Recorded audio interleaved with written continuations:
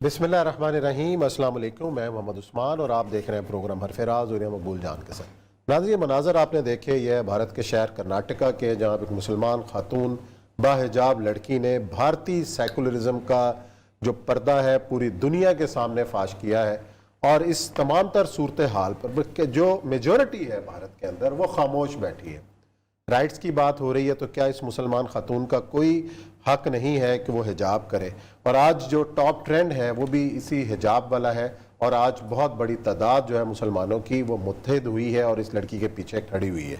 आज हम इस इशू के ऊपर करेंगे बात और साथ ही जिक्र होगा कि लाहौर जो है वो सियासी सरगर्मियों का मरकज़ बना हुआ है पिछले कुछ दिनों से, और हुकूमत के इत्तेहादी आपस में मिल रहे हैं। और ताज़ा इत्तला ये है कि मुस्लिम लीग नून के सदर शहबाज शरीफ साहब ने ख्वाहिश जाहिर की है चौधरी बरादरान से मुलाकात की, और इस बात का इम्कान जाहिर किया जा रहा है कि आइंदा एक दो रोज़ के अंदर ये मुलाकात हो सकती है। परवेज़ लाई साहब का कहना है कि किचन में सामान तो इकट्ठा हो गया है, लेकिन हांडी कब पकती है अभी जो है बाकी है, और आपको बताएंगे कि क्या होने वाला है। साथ ही प्रोग्राम के अंदर जिक्र करेंगे इमरान खान साहब आज नौशकी गए, वहाँ पे उन्होंने खिताब किया और उन्होंने इज़हार यकजहती किया है। क्या बातें हुई इसका जिक्र करेंगे, लेकिन बढ़ते हैं अपने पहले मौजू की जानिब। और ये साहब जो मंजर कल से चल रहा है ये इस लड़की का, और जिस तरीके से वो तनहा मुकाबला कर रही है इंतहा पसंदी का, इसने तो एक नया जज्बा, एक नया वलवला और दिया ही अपनी कम्युनिटी को, लेकिन पूरी दुनिया के सामने जो इसने, पूरी दुनिया के सामने देखें, पहली बात तो ये है कि हम शायद बहुत ज़्यादा बेहिस हो चुके हैं। हमारे शायर, हमारे अदीब, उनको कुछ अंदाज़ा नहीं कि दुनिया में क्या बीत रही है। ये लाहौर शहर था।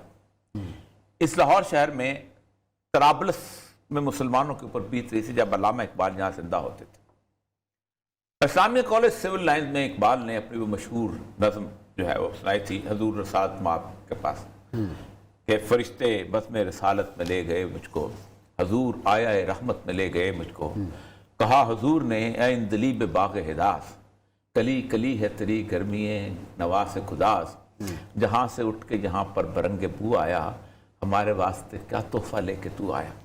इकबाल ने जो जवाब लंबा है लेकिन आ गया, हजूर दहर में आसूदगी नहीं मिलती, वफा की जिसमें हो बू वो कली नहीं मिलती, मगर मैं नज़र को एक आबगीना लाया हूँ, जो चीज़ इसमें है जन्नत में भी नहीं मिलती, तरसती है तेरी उम्मत की आरज़ू इसमें, तराबलस के शहीदों का है लहू इसमें।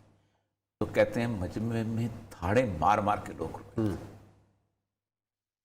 इस कैफे कहाँ तराबलस और कहाँ है। और फिर जब इकबाल ने उसी के थोड़े देर बाद नज़म लिखी थी, फातिमा तू आबरूए उम्मत मरहूम है, ज़र्रा ज़र्रा तेरी मुश्ते खाक का मासूम है, और ये सादत हूरे सहराई तेरी किस्मत थी, गाजियां ने दी की सकाई तेरी किस्मत। और हर बंदे को पता था कि तराबलस में वो फातिमा थी कि जो शहीदों को पानी पिलाते हुए शहीद हुई थी, वहां पर खुद साथ भी शहीद हो गई थी एक बच्चे। आज पूरे इंडिया के अंदर पहले मुसलमानों के साथ, मर्दों के साथ सलूक होता था, सही, कि उनको गोश्त सूंघा जाता था, कि वो बकरे पर मारा जा। आज मुसलमान की औरत महफूज नहीं है। हिजाब छीने जाते हैं, खींचे जाते हैं, इस कैफियत के अंदर होते हैं। इस मुल्क में फैज अहमद फैज वियतनाम पे नज़में लिखता रहा है, अंगोला पे लिखता रहा है, फराज लिखता रहा है, ठीक है, कासमी साहब हमारे बुजुर्ग होते सब लिखते रहे हैं, आज भी शायर अदीब जिंदा है। इस बच्ची पे किसी शख्स को रोना नहीं आ रहा। आज उठ रहे हैं 4 मिनट की चू चू चाचा के ऊपर सबकी हेडलाइन होगी आज 8 बजे के शो। हमने सिर्फ फैसला कहता है कि नहीं, कोई तो एहसास करे इस उम्मत के, कोई तो एहसास करे क्या है।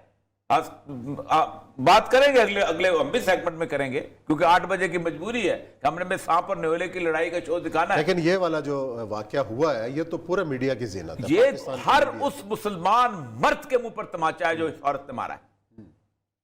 ये इतना बड़ा हजूम, और मालूम है कि वो मुल्क जो कि दुनिया में रेप कैपिटल है, आप खुद सोचें कि कहां कोई सूरत-ए-हाल वाक़या होता है तो परवेज हुदबाई से लेके और वो क्या नाम है हिना जिलानी से लेके कहां ये हो गया वो हो गया वो हो गया, निकालो ये सूरत-ए-हाल पेश आ गई।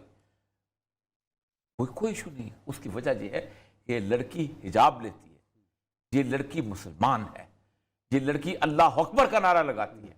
और एक हजरत बल का एक मुंह मुबारक चोरी हुआ था, بچہ ہوتا تھا، 64 کی بات ہے، عثمان صاحب جمعے کے بعد کسی نے کسی کو نہیں کہا تھا کہ تم سڑک میں نکلو. میں، میرا چھوٹا بھائی اور میرا باپ ایک ہجوم کے اندر نکلے ہوئے تھے اور نعرے لگا رہے تھے، اور تکلیف میں تھا. میرا باپ کو میں نے خود آنسو سے روتے ہوئے دیکھا کہ یہ کیا ہو گئے. اور یہاں تو روز افسانے ہوتے ہیں. اور کیا سمجھتے ہو کہ تمہاری عزتیں، تمہاری عصمتیں تمہاری محفوظ رہیں گی اگر تم یہ، اللہ تبارک تعالیٰ کا قانون ہے بنیادی طور پر کہ جب لوگ اس طرح کی صورتحال میں شکار ہو جاتے ہیں، جب لوگ بے حسی کا شکار ہو جاتے ہیں، تو اللہ، اقبال کہتا ہے کہ فطرت افراد سے اغماس تو کر لیتی ہے. میں گناہ کرتا ہوں، اللہ کہتا ہے کوئی بات نہیں. فلاں قتل کرتا ہے، اللہ کہتا ہے کوئی بات نہیں، قیامت کے دن دیکھیں گے. نہیں کرتی کبھی ملت کے گناہوں کو معاف. قانون فطرت ہے اللہ تبارک و تعالیٰ کا. فطرت رحم دل نہیں ہوتی، اللہ رحم دل ہے. شراب پیو گے تو گردہ خراب ہوگا. آپ اس طرح کی حرکتیں کرو گے تو جو مشہور آیت ہے جو کل میں نے آپ کو یہاں پڑھ کے سنائی تھی، انہوں نے جو کوٹ کی ہے کہ جب ہم کسی بستی کو تباہ برباد کرنے لگتے ہیں تو ہم ان کے امراء کو حکم دیتے ہیں. ایک عمران خان کا ٹویٹ نہیں آیا، ایک کسی اپوزیشن لیڈر کا ٹویٹ نہیں آیا. آپ سوچیں کہ میں آج ڈھونڈ رہا تھا سوائے سمیہ رحیل قاضی کے، اس نے اس بچی کے اوپر ٹویٹ کیا ہے. کتنے بڑے بڑے صحافی، جگادری صحافی بیٹھے ہوئے، کتنے بڑے بڑے لوگ ہیں، اور چاہتے بھی یہ ہیں کہ ان کا جنازے کے اندر قطر لوبان بھی. جسم میری مرضی والے کہاں ہیں؟ کہاں ہے وہ؟ کدھر؟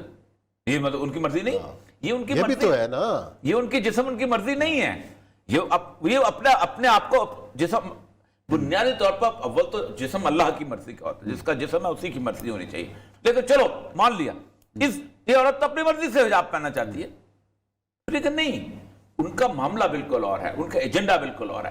یہی وجہ ہے کہ پاکستان کے اندر ایک طویل عرصے سے، کم از کم 1999 کے بعد سے، پاکستان کو اسلام سے دور کرنے کی باقاعدہ مستقل کوشش کی گئی، پرماننٹ کوشش کی گئی کہ کس طرح ہم سے اسلامی اقدار چھینی جاتی، کس طرح ہم ریاکشن ختم کرتے ہیں. آج بھی دیکھ لیں کہ ہم بنیادی طور پہ ہم ریاکٹ نہیں کر رہے. ہم سمجھتے ہیں کہ کوئی عورت ہے ہی نہیں، ایک فلم کا سین ہے، فلم کا سین گزر جائے گا. اچھا، اس صورتحال میں کس طریقے سے ریئیکٹ کرنا چاہیے؟ دیکھیں میں آپ کو بتاؤں، ایک تو انڈیا، ہمیں کیا کرنا چاہیے؟ آپ دنیا پوری کے میں مظاہرے ہوتے ہیں نا، کیوں نہیں ہوتے، کیسے ہوتے ہیں؟ آپ عراق کے اوپر انٹرنیشنل میڈیا جاگا تھا کہ نہیں جاگا تھا؟ انٹرنیشنل عام آدمی جاگا تھا. آپ دیکھیں 78 شہروں میں مظاہرے ہوئے تھے عراق میں حملے سے پہلے، 78 شہروں میں. اسپین میں ہوا تھا، اٹلی میں. کیا لگتے تھے وہ ان کے؟ میں آج بھی مجھے پتا ہے کہ میں اس کے بعد گیا تھا تو اس کے بگ بین کے سامنے ایک بندہ جو تھا وہ بیٹھا ہوا تھا، 3 بندے ایک طرف بیٹھے ہوئے تھے کہ یہ اپنے they are killing their neighbors. یہ کیا لوگ ہیں یہ؟ 2016 میں کیرلا نے اس کے ایک عدالت نے فیصلہ کیا تھا، اس میں ایک خاتون تھی آمنہ بنت بشیر کہ انہوں نے پابندی لگائی تھی کہ نہیں، اس ایک تو کیا. اس کے بعد کیرلا میں چونکہ ظاہر بات ہے مسلمانوں کی 25% کی آبادی ہے. یہ جو صوبہ ہے کرناٹک، اس میں 78 لاکھ مسلمان رہتے ہیں. جو لوگ یہ کہتے ہیں نا کہ ہم ایک انڈیا ہوتا، ٹھیک ہے، تو ہم آج بڑے سکھ میں ہوتے. ان کو پتہ ہونا چاہیے کہ 24.2% تھے مسلمان جب انڈیا 37 ہوا تھا. آج تقریباً 20 کے قریب ہیں. ٹھیک ہے، 4% تم کر کیا لیتے اگر جو 80% ہندو تمہارے پر کھڑے ہوتے. آج اب پاکستان تو میں تو کہتا ہوں پاکستان کی دھرتی کے اوپر بار بار چوم کر سجدہ کرنا چاہیے کہ کتنا سکون ہمارے بچوں کو اللہ تعالیٰ نے اس سرزمین پہ دیا. 78 لاکھ مسلمان ہیں. یہ جو شہر جس کی بچی ہے ادوپی، وہاں تقریباً 8% ہے، اور بنگلور جیسی جگہ پہ اوپر تقریباً 22% مسلمان.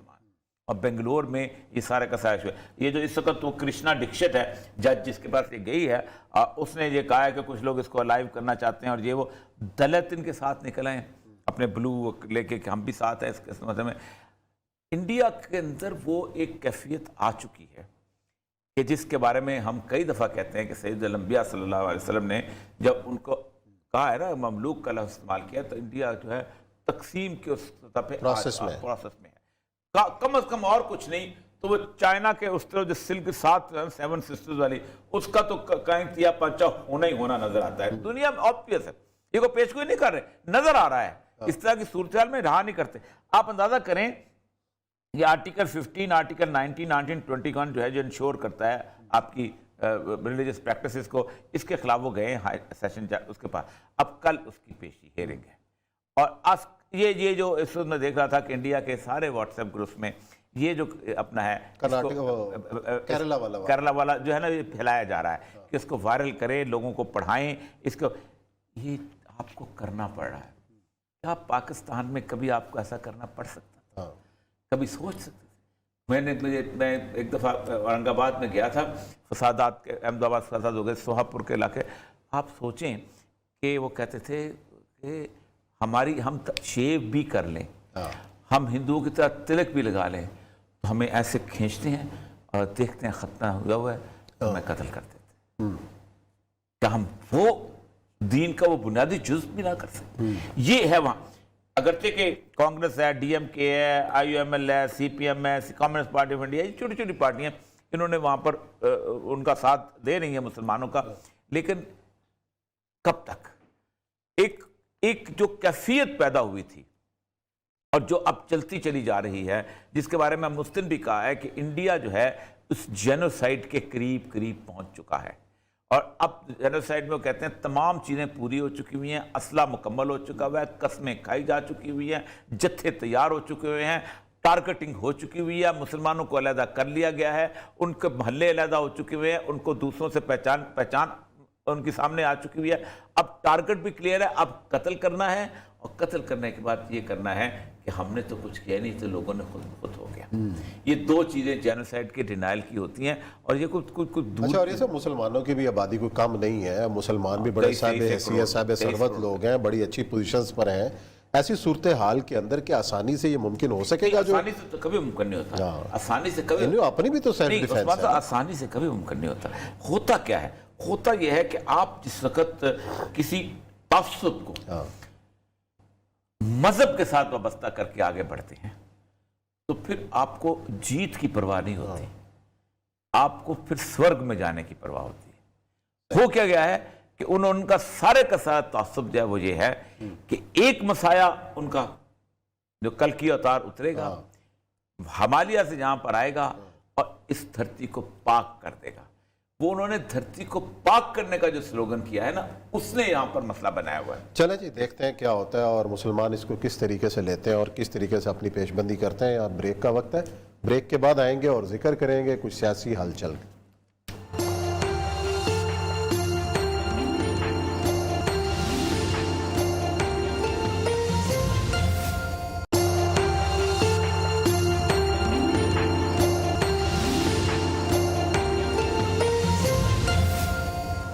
جی ناظرین, بریک کے بعد آپ کو خوش آمدید کہتے ہیں. لاہور جو کہ سیاسی سرگرمیوں کا آج کل مرکز بنا ہوا ہے, پاکستان کا سیاسی ماحول گرم نظر آ رہا ہے. حکومت کے اتحادیوں کے بھی لاہور کے اندر ڈیرے ہیں, اور جو تازہ اطلاع جو موصول ہوئی ہے وہ ہے شہباز شریف صاحب کے بارے میں کہ وہ چودھری برادران سے ملاقات کرنے والے ہیں. یہ کیا سیاسی کھچڑی پک رہی ہے, اس کا کوئی نتیجہ نکلتا ہوا نظر آئے گا, اس پر کر رہے ہیں بات. شہباز شریف صاحب نے عامر خان صاحب کے ساتھ پریس کانفرنس میں کیا کہا وہ سن لیں, پھر بات آگے بڑھاتے ہیں.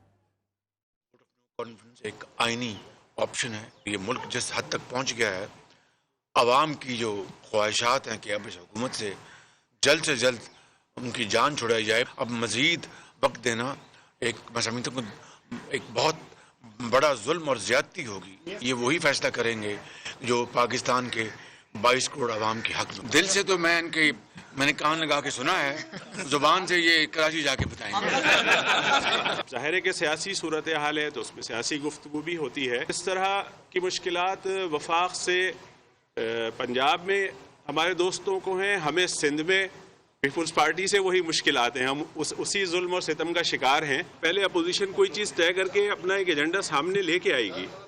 جو ہماری گفتگو ہوئی ہے وہ ہم جا کر اپنی ہائی کمان کو, اپنے رابطہ کمیٹی میں ساری چیزیں ان کے علم میں لے آئیں گے, پھر جو بھی فیصلہ ہوگا ملک کی بہتری. اور یہ سب ایک دم سے جو ہے وہ مارچ سے پہلے فروری میں بھی جو ہے وہ ایک لانگ مارچ کا اعلان ہے, مارچ کے اندر بھی ایک لانگ مارچ کا اعلان ہے, لیکن اس سے پہلے ایک دم شیر و شکر ہو جانا, زرداری صاحب کا ملاقات شہباز شریف صاحب سے, مریم نواز صاحبہ سے, پھر ایم کیو ایم کی جو قیادت ہے گزشتہ 3-4 دن سے لاہور میں موجود ہے, پرویز الہی صاحب اس وقت مرکز و محور ہیں, मुलाकातों का कि हर कोई उन्हें मनाने के चक्कर में है।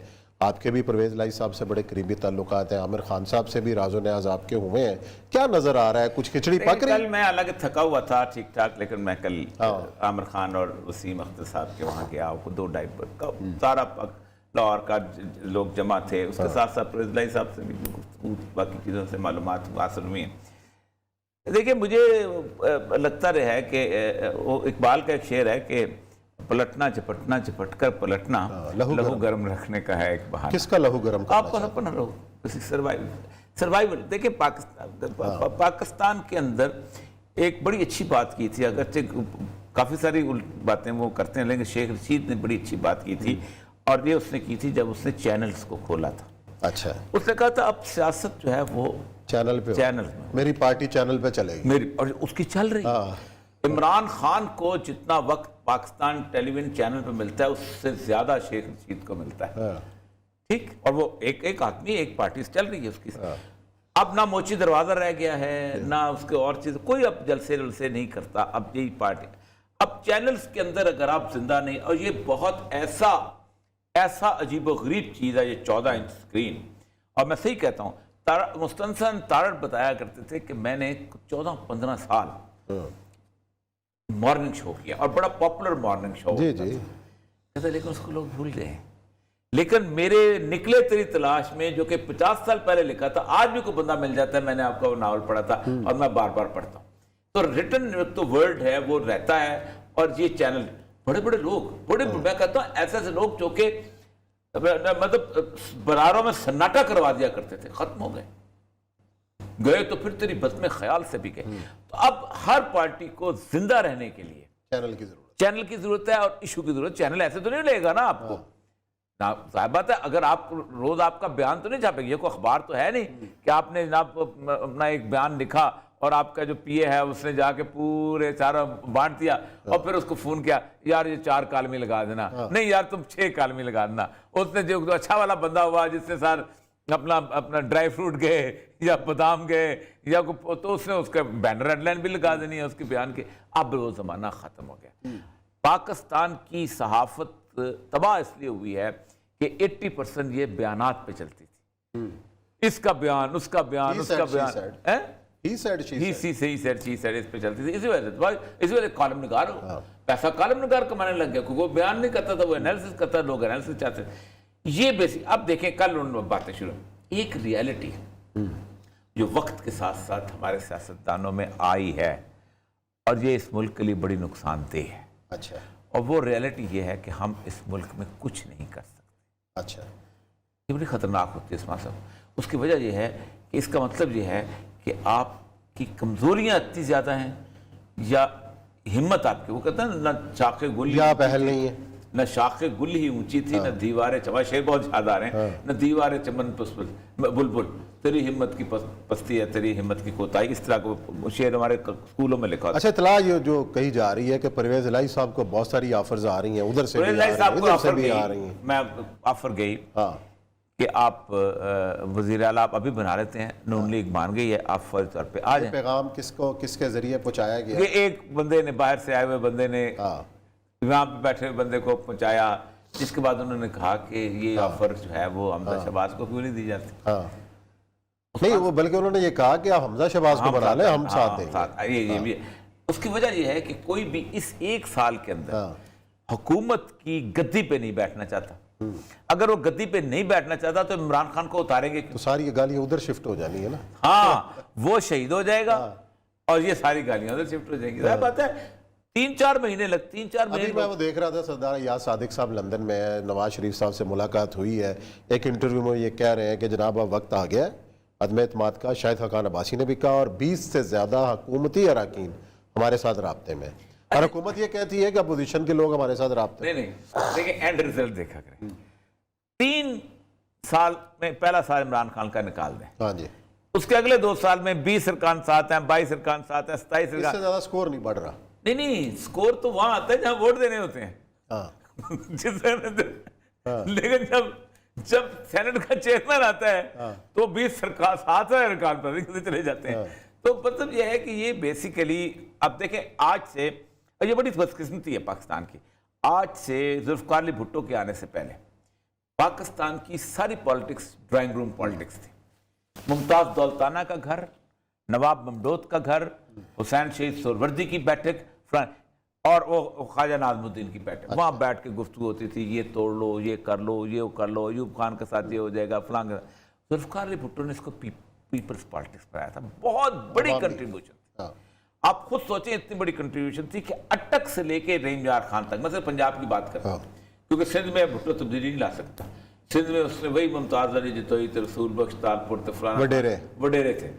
یہاں پر یہ تھا کہ صرف 2 بڑے لوگ خاندان جیتے تھے اونلی، عثمان صاحب چودھری ظہور لائی گجرات میں اور میاں ممتاز دولتانہ لڈن میں. ہر جگہ صفایا پھر گیا تھا. کوثر نیازی جیل میں تھا اور سیالکوٹ کالی جگہ پہ وہ جیتا تھا. کوثر نیازی کی شکل کو نہیں جانتے تھے. حفیظ کاردار صاحب کو بھٹو نے دیا صوبائی اسمبلی کا ٹکٹ. تو انہوں نے کہا میں صوبائی اسمبلی میں کیا کروں گا، میں تو جانتا اچرے میں دیا تھا، اچرا کرشن نگر کا حلقہ. میں ایک دن کسی جلسے میں نہیں ہے اور کاردار صاحب جیتے. Hanif Ramay was a painter. مجھے یاد اچھا تھا کہ اس کے ادیبوں نے جلوس نکالا تھا وہاں کا اپنا ایوب خان کے خلاف ٹی ہاؤس سے. تو واپسی پہ مینار پاکستان سے ہم سواریوں والے ٹانگے میں بیٹھ کے آئے تھے اور میں چونکہ بہت بچہ ہوتا تھا تو میں پائدان پہ کھڑا تھا اور یہ حنیف رامے اور سب لوگ اس میں کھڑے. تو آپ خود سوچیں کہ یہ لوگ تھے جو اس نے جتوائے تھے. اب ہوا کیا 85 میں یہ فیصلہ کر لیا گیا تھا کہ اب ہم نے فیئر اینڈ فری الیکشن نہیں ہونے دینے، کیونکہ fair and free election Mujib ur Rahman کو جتواتے ہیں اور ذوالفقار علی بھٹو کو جتواتے ہیں اور دونوں مل کے فیصلہ کرتے ہیں نہ میرا کینڈیڈیٹ یہاں رہے گا نہ تمہارا کینڈیڈیٹ یہاں گیا. ہم دونوں اور اس نے پھر منور کر کے جو بھی لمبی کہانی ہے اس میں پڑھنا نہیں چاہتا، لیکن اس دن یہ کہا تھا کہ نہیں دوبارہ ری اسٹیبلش کرو وڈیرے کو. اچھا چلیں یہ تو آج کی صورتحال ہے جو نئی کھچڑی پک رہی ہے وہ کوئی آج ڈرائنگ روم پہ آ گئے نا نتیجہ. آج ڈرائنگ روم پہ آ گئے نا. اب ان سے باتیں پوچھتے ہیں کہ کیا ہونے والا ہے.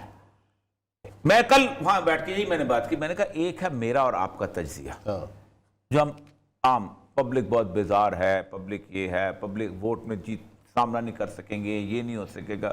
لیکن ایک ہے ground reality at the time of election, وہ بالکل مختلف ہوتی ہے. اچھا کوئی نظریاتی ووٹ نہیں ہے اس ملک کے اندر، اللہ گواہ ہے. کوئی سوائے جماعت اسلامی کے چند ٹوٹرو ہوں گے یا طریقے لبیک کے کچھ لوگ جس بات چیت میں آ کے ہو جائیں گے یا ایم کیو ایم کے اپنے اس میں ہو جائیں گے یا چند ایک سندھو دیش کے چند ایک جو ہے قوم پرست.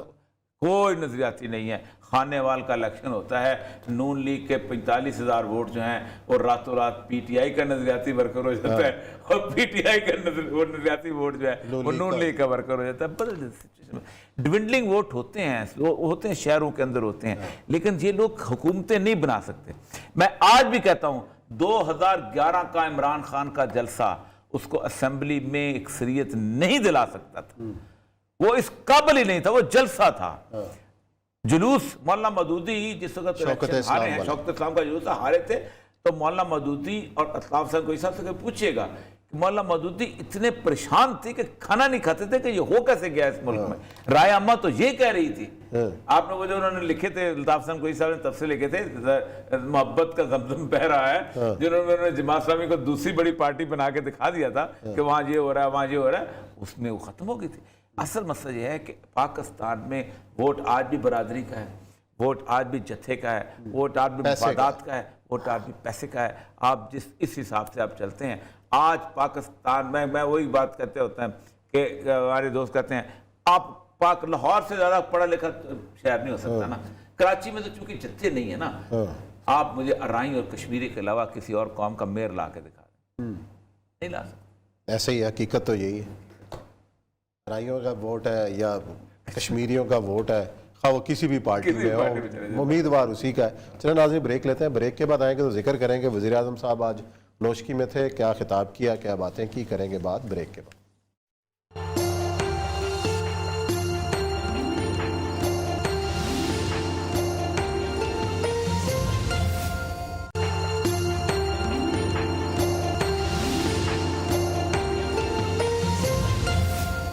جی اور یہ سب اور بھی بہت اہم باتیں کی وزیر اعظم صاحب نے، اور ایک بات جو کہی ہے کہ بلوچستان میں دہشت گردوں کو غیر ملکی فنڈنگ مل رہی ہے اور یہ جو دشمن طاقتیں پاکستان کے ٹکڑے کرنا چاہتی ہیں، ہم یہ سازشیں ناکام بتائیں. دیکھیں یہ جو جگہ ہے یہ بہت امپورٹنٹ جس جگہ کی جہاں عمران خان صاحب گئے ہیں، یہ پورا علاقہ، یہ کوئٹہ سے اگر آپ چلیں تو تھوڑی سی دیر کے بعد جو چاغی، پرانا چاغی اور موجودہ نوشکی اور چاغی 2 ضلعوں میں تقسیم کر دیا، یہ ڈسٹرکٹ شروع ہو جاتا ہے۔ اس کا جو میجر حصہ ہے جو اوپر مغرب کی طرف ہے وہ افغانستان کے ساتھ ہے، اور تقریباً 200-250 کلومیٹر علاقہ جو ہے وہ ایران کے ساتھ ہے، صحیح ہے، اور ایران کے بھی اس علاقے کے ساتھ ہے جو ایران کا بڑا لائیو قسم کا بلوچ علاقہ ہے، جو اس میں زائدان اور سیستان کا علاقہ شامل ہے وہ جگہ۔ تو تمام تر انسرجنسی اس سے پہلے بھی 1973 میں بھی، اس کے بعد دوبارہ جب صورتحال بنی اس وقت بھی، اس سے 60s میں بھی اسی راستے سے ہوتی تھی۔ بلکہ اکبر بگٹی کے ایک بھائی تھے کہ جو ان سے بڑے بھائی تھے، لیکن وہ غلام اور سے تھے بیوی سے، اس لیے ان کی سرداری نہیں رکھی گئی تھی، تو وہ بھاگ کے اسی جگہ سے افغانستان چلے گئے تھے۔